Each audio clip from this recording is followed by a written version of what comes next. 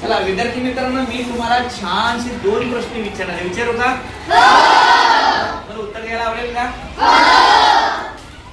Sir पडले मी मगाशीच तुम्हाला.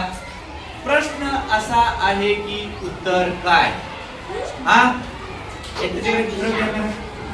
प्रश्न असा आहे की उत्तर काय? उत्तर दिशा का दिशा उत्तर? दिशा हे उत्तर.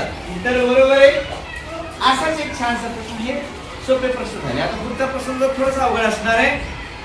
एका निरोगी मानवी शरीराचे तापमान टिंब अंश सेल्सिअस असते. एवढं लोकांना उत्तर माहिती आहे? अरे कुठून अभ्यास करता तुम्ही? General knowledge. खरे हो जा. पर्याय देऊ का नको? हा सांग. एका निरोगी मानवी शरीराचे तापमान टिंब अंश सेल्सिअस असते. 37 degree Celsius. Correct answer. Clap. Very good. Next question. वेळ झाली, बेल वाजली ना, पटकन घेऊ आपण. भूकंप झाला असता, पर्याय देतो.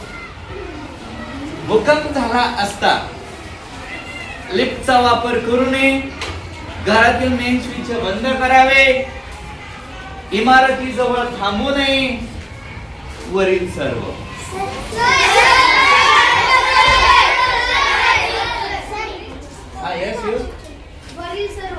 वरील सर्व म्हणजे भूकंप होत असताना आपण लाईट बंद केली पाहिजे, स्विच बंद केलं पाहिजे, भिंतीजवळ थांबायचं नाही, लिफ्टचा वापर करायचा नाही, आणि वरील सर्व पर्याय. Very good. खूप छान. असेच अभ्यास करायचा.